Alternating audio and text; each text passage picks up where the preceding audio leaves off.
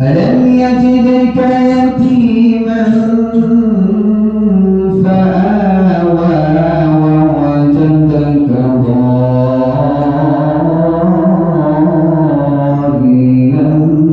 فهدى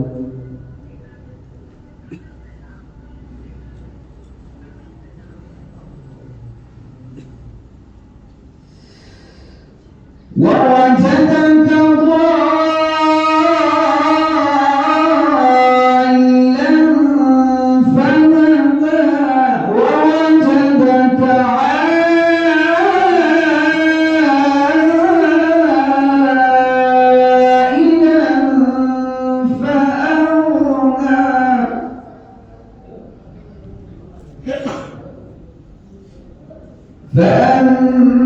فأما اليتيم فلا تقهر وأما السائل فلا تنهر وأما بنعمة